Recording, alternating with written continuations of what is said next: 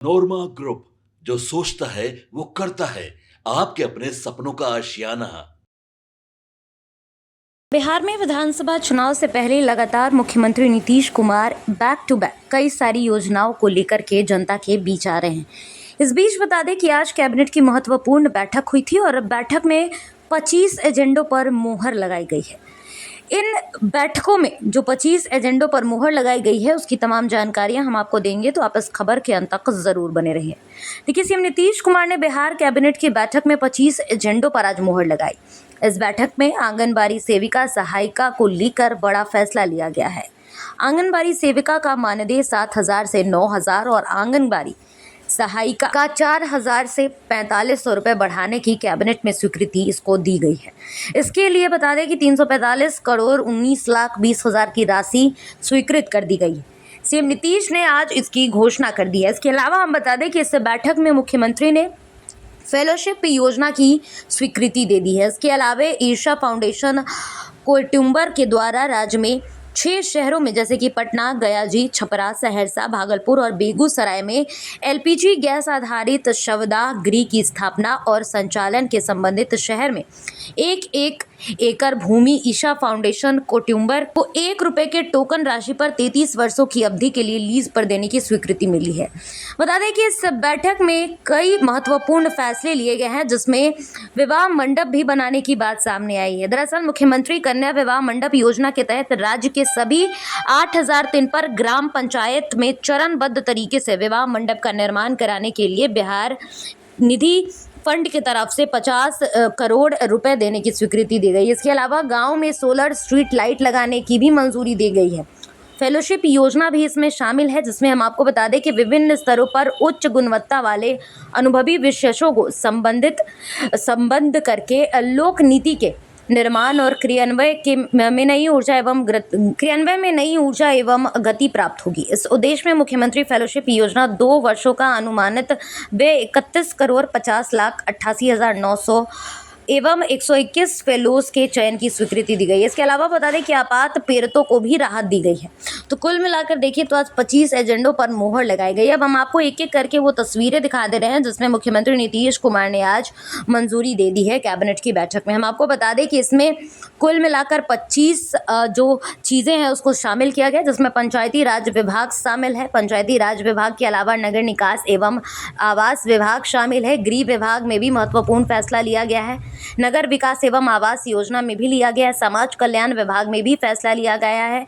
ग्रामीण विकास विभाग में भी फैसला लिया गया है। नगर विकास एवं आवास योजना को सबसे महत्वपूर्णता से इसमें शामिल किया गया। तो कुल मिलाकर देखिए तो इस प्रेस ब्रीफिंग के दौरान नीतीश कुमार ने हम आपको बता दें कि 25 एजेंडों पर मुहर लगा दी है और इन एजेंडों को प्रेस कॉन्फ्रेंस में बताया भी गया। तो अब हम आपको वो वीडियो सुना दे रहे हैं जिसमें अरविंद चौधरी कैबिनेट के जो सचिव हैं उन्होंने तमाम जानकारियां साझा की हैं। सुबह 10:30 बजे से संपन्न हुई 25 मामलों पर निर्णय लिए गए हैं, जिनके बारे में मैं आपको संक्षेप में बताऊंगा और अगर आपके कुछ प्रश्न होंगे तो मैं उनका उत्तर दूंगा। पहला मुद्दा था उद्योग विभाग का। मुंगेर जिला अंतर्गत अंचल असरगंज के विभिन्न मौजों में कुल रकबा 466.4917 एकड़ रैयती भूमि का आधारभूत संरचना विकास प्राधिकार पटना के माध्यम से अधिग्रहण एवं इस हेतु 1,24,62,50,50,000 एवं 175 रुपये के व्यय की स्वीकृति दी गई। दूसरा मामला था खाद्य एवं उपभोक्ता संरक्षण विभाग का। बिहार राज्य खाद्य एवं असैनिक आपूर्ति निगम खाद्य एवं उपभोक्ता संरक्षण विभाग बिहार पटना के पदाधिकारियों तथा कर्मियों के प्रशिक्षण एवं दक्षता उन्मुखीकरण हेतु बिहार खाद्यान्न भंडारण प्रबंधन एवं प्रशिक्षण संस्थान पटना की स्थापना एवं प्रशासनिक संरचना के गठन, इस पर होने वाले 4,64,94,396 रुपये के वार्षिक व्यय की स्वीकृति तथा NABL मानक के राज्य स्तरीय प्रयोगशाला की स्थापना की स्वीकृति दी गई। ग्रामीण विकास विभाग का तीसरा मुद्दा था जिसके अंतर्गत बिहार ग्रामीण जीविकोपार्जन प्रोत्साहन समिति जीविका के राज्य स्तर पर कार्यालय निर्माण हेतु जीविका मुख्यालय भवन पटना के निर्माण एवं इस पर अनुमानित व्यय 73,66,15,000 की प्रशासनिक स्वीकृति दी गई। चौथा मामला था जल संसाधन विभाग का।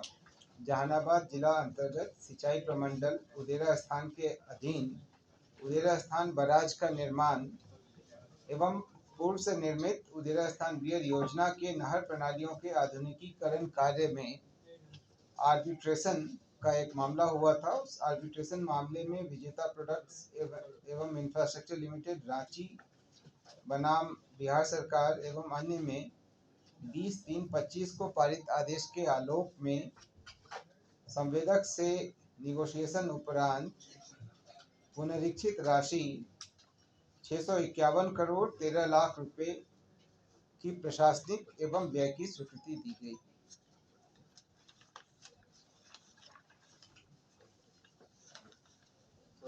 अगला मुद्दा नगर विकास एवं आवास विभाग का था। वित्तीय वर्ष 25-26 में राज्य के नगर निकायों के बकाये विद्युत विपत्रों के भुगतान हेतु स्थापना एवं प्रतिबद्ध व्यय अंतर्गत 400 करोड़ रुपए मात्र की अग्रिम राशि प्राप्त करने एवं इसकी प्रतिपूर्ति द्वितीय अनुपूरक आगमन यानी सेकंड सप्लीमेंट्री से करने की स्वीकृति दी गई। नगर विकास एवं आवास विभाग का ही अगला एजेंडा था, जिसके अंतर्गत विभिन्न योजनाओं एवं कार्यों के कार्यान्वयन के लिए पूर्व के प्रावधानों को संशोधित करते हुए भू अर्जन राजस्व एवं भूमि सुधार विभाग के संकल्प ज्ञापांक 1440 दिनांक 13/11/2014 के आलोक में रैयतों से बिहार रैयती भूमि लीज नीति के आधार पर सतत लीज पर लेने की स्वीकृति दी गई। पंचायती राज विभाग का अगला एजेंडा था, जिसके अंतर्गत मुख्यमंत्री कन्या विवाह मंडप योजना अंतर्गत राज्य के सभी ग्राम पंचायतों में चरणबद्ध तरीके से विवाह मंडप का निर्माण कराए जाने हेतु इस वर्ष बिहार आकस्मिकता निधि से 50 करोड़ रुपए मात्र की अग्रिम की स्वीकृति दी गई। यह विभाग की नई योजना है, जिसके लिए राशि पहले से बजट में प्रावधानित नहीं थी, इसलिए इसके लिए बीसीएफ से अग्रिम लिया गया है। पंचायती राज विभाग का ही अगला एजेंडा है, जिसके अंतर्गत क्षेत्रीय कार्यालयों तथा मुख्यमंत्री ग्रामीण पेयजल निश्चय योजना के बकाया विद्युत विपत्रों के भुगतान हेतु राज्य योजना मद में बिहार आकस्मिकता निधि से 594.56 करोड़ रुपए की अग्रिम की स्वीकृति दी गई। अगला एजेंडा भी पंचायती राज विभाग का है, जिसके अंतर्गत मुख्यमंत्री ग्रामीण सोलर स्ट्रीट लाइट योजना के तहत निर्धारित लक्ष्य को ससमय पूर्ण करने हेतु बिहार आकस्मिकता निधि से 100 करोड़ रुपए की अग्रिम की स्वीकृति दी गई। अगला एजेंडा सामान्य प्रशासन विभाग का था, जिसके अंतर्गत मुख्यमंत्री फेलोशिप योजना की स्वीकृति दी गई। क्रमांक 10 देंगे।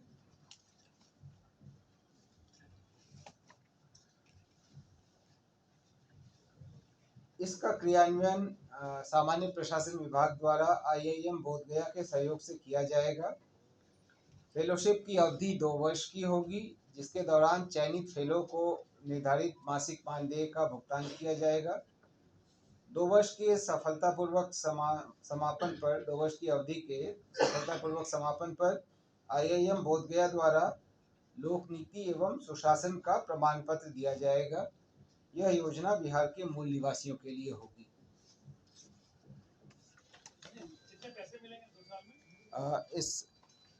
इसमें प्रति माह मानदेय का निर्धारण किया गया है अलग अलग पदों के लिए। 1.5 लाख, 1,25,000, 1,80,000 एवं 80,000, ये अलग अलग हैं। किस कार्यालय के लिए वो फेलो सेलेक्ट होते हैं उस पर है।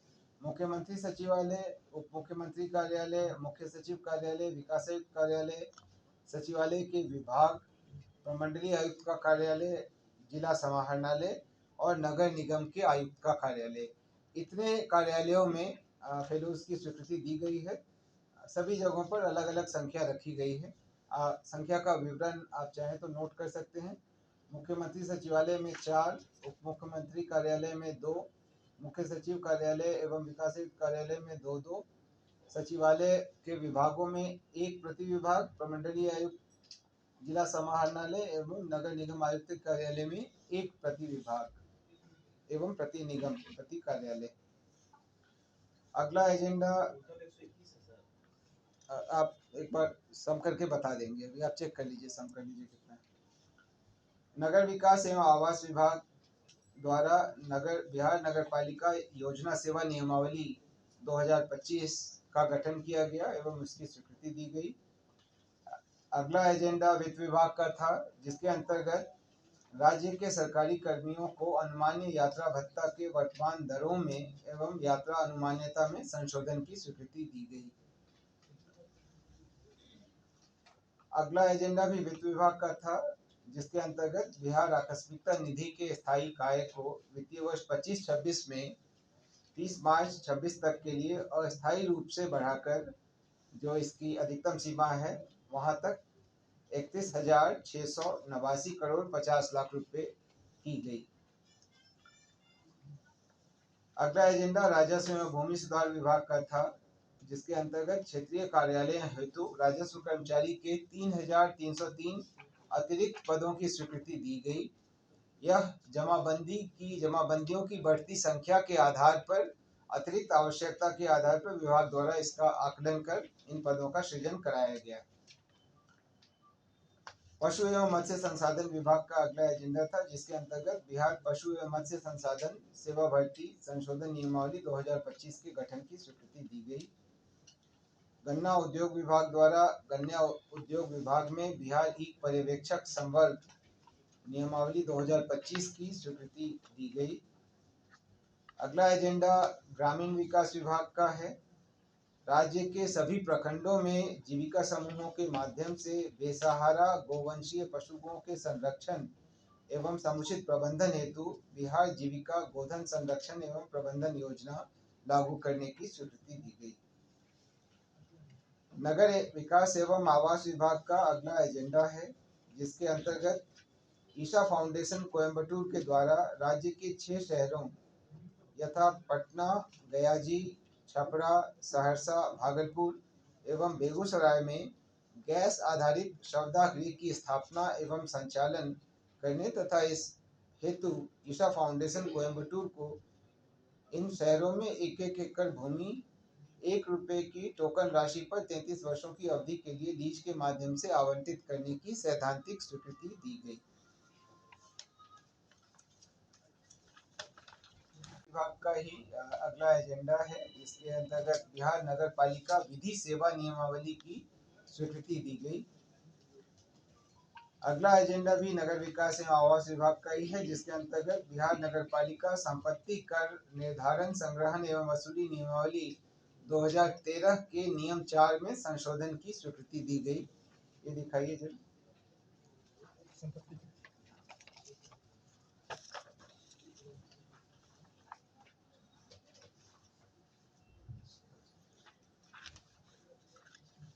इसमें जो मल्टीप्लायर होता था, जिससे गुना करके कितनी राशि देय है, इसकी गणना के प्रस्ताव में संशोधन किया गया। अगला एजेंडा गृह विभाग का है, जिसके अंतर्गत बिहार कारा परिधापक संवर्ग नियमावली पूर्व की नियमावलियों को संशोधित करते हुए कारा एवं सुधार सेवाएं परिधापक संवर्ग नियमावली 2025 के गठन की स्वीकृति दी गई। गृह विभाग का ही अगला एजेंडा था, जिसके तहत पूर्व की नियमावलियों को संशोधित करते हुए कारा एवं सुधार सेवाएं फार्मासिस्ट संवर्ग नियमावली 2025 के गठन की स्वीकृति दी गई। इन दोनों मामलों में जो गृह विभाग के पूर्व की नियमावली थी, उसको स्वास्थ्य विभाग की अद्यतन नियमावलियों के अनुरूप करते हुए प्रोन्नति का प्रावधान इत्यादि करते हुए उसमें संशोधन किया गया है। अगला एजेंडा गृह विभाग का था, जिसमें राज्य के पुलिस थानों में सर्विलांस के लिए सीसीटीवी की स्थापना की जानी है। आप अवगत हैं कि सुप्रीम कोर्ट के आदेश के आलोक में ऐसा सभी थानों में किया गया है। बिहार राज्य में कई नए थाने बने हैं, उनको इंक्लूड करते हुए एवं पुराने थानों में भी उनको अपग्रेड करने के लिए कुल 280 करोड़ 60,79,716 रुपये की योजना की स्वीकृति दी गई। इसका व्यय अभी से लेके अगले 5 वर्षों के अंदर किया जाएगा। अगला एजेंडा सामान्य प्रशासन विभाग का था, जिसके अंतर्गत अस्थायी स्थानापन्न कार्यकारी व्यवस्था नियमावली 2023 के आलोक में राज्याधीन सेवाओं में कार्यरत बेंचमार्क दिव्यांगजनों को प्रोन्नति के पद सोपान में तदर्थ एवं पूर्णतः अस्थायी व्यवस्था में वेतनमान के साथ उच्चतर पद का प्रभार देने के संबंध में स्वीकृति दी गई। समाज कल्याण विभाग का अगला एजेंडा था, जिसके अंतर्गत आईसीडीएस के तहत आंगनवाड़ी सेविका एवं सहायिका के मानदेय में वृद्धि की गई। इसे 7,000 से बढ़ाकर के 9,000 और सहायिका का मानदेय 4,000 से बढ़ा के 4,500 निर्धारित किया गया। इसे 1 सितंबर 2025 से प्रभावी किया गया। तो आज कुल इतने मामलों पर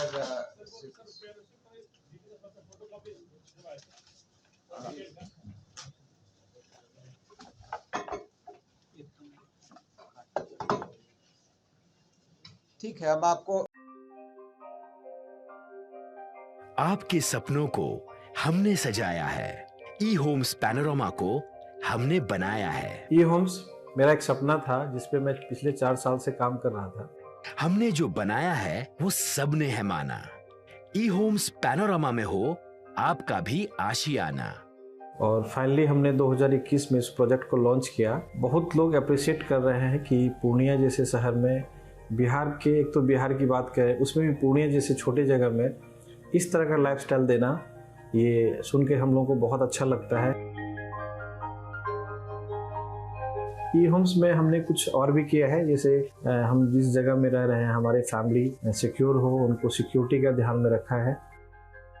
आपकी सुविधा और सुरक्षा आपके लिए खास है, ये आपका विश्वास है। इसमें आर्टिफिशियल इंटेलिजेंस का 7 लेयर सिक्योरिटी का हमने इस्तेमाल किया है। लस ग्रीन कैंपस को बनाया है। यदि हमारा बाउंड्री वाल है तो वो वर्टिकल गार्डन है।